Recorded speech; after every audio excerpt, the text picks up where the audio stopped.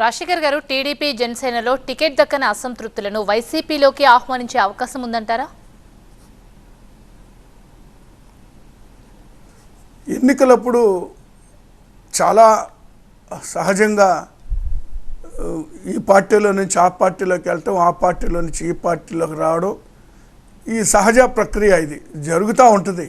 మేము ప్రత్యేకంగా మేమేం ఆహ్వానించాల్సిన పరిస్థితి లేదు. లేదా మా పార్టీ మరి వాళ్ళు వస్తే మేము టికెట్లు ఇవ్వాలా అని మేము వెయిట్ చేయాల్సిన అవసరం మాకు లేదు. మా పార్టీలో ఉన్నటువంటి నాయకులు మాకు అన్ని నియోజకవర్గాల్లో కూడా ఉన్నారు. కాబట్టి మరి తెలియదు, ఈరోజు పార్టీలు చూస్తే ఇప్పటికీ లిస్టులు మరి అనౌన్స్ చేయకుండా వాళ్ళు వెయిట్ చేస్తూ ఉన్నారంటే ఏదో ఒక పార్టీ నుంచి వస్తే టికెట్లు ఇవ్వాలని వాళ్ళు కాచి కూర్చున్నారు తప్పితే మేము ఎప్పుడో అనౌన్స్మెంట్ కూడా చేయడం జరిగింది. మాకు అలాంటి ఇబ్బంది లేదు, ఎవరిని కొత్తగా చేర్చుకోవాల్సిన అవసరం లేదు. ఒకవేళ పార్టీ మరి పార్టీ కార్యక్రమాలు లేదా జగన్మోహన్ రెడ్డి గారి పరిపాలన నచ్చితే అన్కండిషనల్గా మా పార్టీలో చేరచ్చు, దానికి మా ఎలాంటి అభ్యంతరం లేదు, అది ఎప్పుడైనా చేయొచ్చు అండి.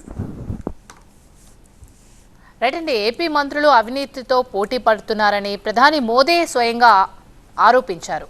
మరి కాంగ్రెస్ వైసీపీ కూడా ఒక్కటే అని కూడా ఆయన విమర్శించారు. దీనిపై మీరేమంటారు? ఏపీ మంత్రులు అవినీతికి పాల్పడుతున్నారు అని సాక్షాత్ ప్రధానమంత్రి గారు మాట్లాడారు. విచారణ వేయమనండి, ఎంక్వైరీ వేయమనండి. ఎందుకంటే రాజకీయమైనటువంటి ఆరోపణలు అవన్నీ.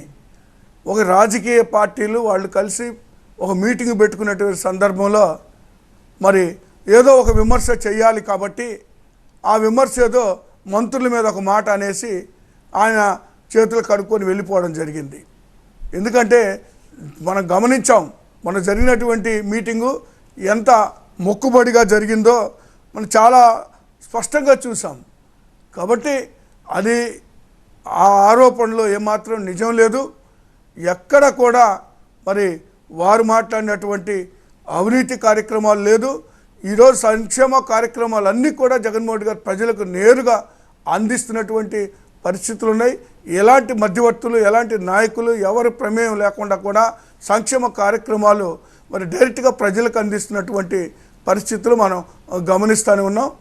కాకపోతే మరి ప్రధానమంత్రి గారు ప్రతిపక్షంలో ఇక్కడ ఉన్నటువంటి పార్టీలతో కలిసి ఒక విమర్శ చేశారు తప్పితే మరి అంతకు మించి అందులో ప్రశ్న లేదు, అందులో వాస్తవం కూడా లేదని తెలియజేస్తా ఉన్నాను. రైట్. మరో కాలర్ రాజు మెల్బోర్న్ నుంచి కాల్ చేశారు. రాజు గారు, మీ క్వశ్చన్ ఏంటో అడగండి. నమస్తే సార్. సార్ నాకు ఒక క్వశ్చన్స్ ఉన్నాయి సార్. ఫస్ట్ ఆఫ్ ఆల్ వచ్చేసి నేను ఇప్పుడు వీళ్ళకి చదువుకున్న జనసేనలకి కొంచెం ఆలోచించమని అడుగుతున్నా సార్. వాళ్ళు 24 సీట్లు ఇచ్చామని చెప్పి, ఎంపీ సీట్లు ఇచ్చామని చెప్పి ఏదైతే వాళ్ళు త్యాగం చేశారో ఆ సీట్లు బీజేపీకి కాకుండా బీజేపీలో ఉన్న టీడీపీ కోవట్లకే ఇస్తున్నారు. మనం చూసుకుంటే సీఎం రమేష్ గారికి అర్కాబల్ ఇచ్చారట. ఆయన ఎవరు సార్? ఆయన టీడీపీ ఆయన కాదు సార్, అందరికీ తెలిసిన విషయమే, కంప్లీట్ టీడీపీ ఆయన. దీనిపైన మీ కమెంట్ ఏంటి సార్? అదే సీఎం రమేష్ గారు ఎలక్ట్రల్ బాండ్స్ లో 50 కోట్లు కాంగ్రెస్ కి ఇచ్చారంట. దీని అర్థం ఏంటి సార్? అసలు ఆయన ఏ పార్టీకి సంబంధించిన ఆయన, అసలు ఏ పార్టీలో పనిచేస్తున్నారు? అంటే బీజేపీ కాంగ్రెస్ కూడా కలిసిపోయినట్టేనా సార్? ఇంకోటి వచ్చేసి ఇందులో వీళ్ళందరూ కలిసి ఎట్లయితే కలిసి వైఎస్ఆర్సీపీ మీద జనాలు బాగుపడుతుంటే చూడలేక ఉంటున్నారో ఏదైతే చాలా బాధాకరం సార్. అంతే సార్.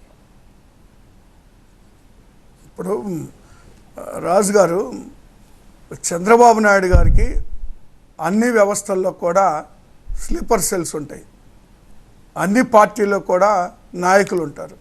మీరు ఒక మాట గమనించాలా, ఎప్పుడైతే ఆంధ్రప్రదేశ్లో అధికారాన్ని కోల్పోయిందో 19 ఎన్నికల్లో, వెంటనే సోకాల్ మీరు చెప్పినటువంటి సుజనా చౌదరి గారు కానివ్వండి, సీఎం రమేష్ గారు కానివ్వండి, టీజీ వెంకటేష్ గారు కానివ్వండి, అనేక మంది నాయకులు వెళ్ళి బీజేపీలో చేరడం జరిగింది.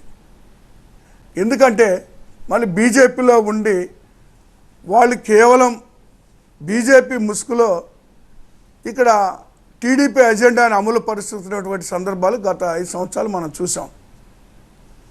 మీరు ఎప్పుడైనా గమనించుంటారు, ఏ రోజు కూడా చంద్రబాబు నాయుడు గారిని వాళ్ళు విమర్శ చేసినటువంటి పరిస్థితి లేదు. బీజేపీలో ఉన్నా కూడా కేవలం వాళ్ళ మీద ఉన్నటువంటి మరి కేసులు తప్పించుకోవాలనో లేదా చంద్రబాబు నాయుడు గారి మీద ఉన్నటువంటి కేసుల్ని మరి ఏదో ఒక విధంగా ఆయన్ని రక్షించటానికో వీళ్ళు అక్కడ బీజేపీలో చేరి మరి పనిచేస్తున్నటువంటి పరిస్థితులు అందరూ గమనిస్తూనే ఉన్నారు. ఈ టికెట్ కేటాయింపులు కూడా మీరు ఒకసారి చూస్తే తెలుగుదేశం పార్టీలో వాళ్ళే జనసేనలోకి వెళ్తారు, జనసేనలో వాళ్ళే తెలుగుదేశంలోకి వస్తారు, బీజేపీ వాళ్ళు మరి తెలుగుదేశంలో ఉంటారు, జనసేనలో ఉంటారు, మళ్ళీ వీళ్ళు బీజేపీ టికెట్స్. అంటే 3 పార్టీల్లో కేవలము లెక్కకు టికెట్లు పంచుకున్నారు తప్పితే కేటాయింపులు మాత్రం అందరూ కలిసి అన్ని పార్టీల వాళ్ళు కలిసే కేటాయింపులు చేసుకున్నటువంటి పరిస్థితులు, నియోజకవర్గాలు వాళ్ళు కేటాయించినటువంటి పరిస్థితులు మనం చూస్తూ ఉన్నాం. ఇదంతా మ్యాచ్ ఫిక్సింగ్ చేసుకుంటూ ఉన్నారు.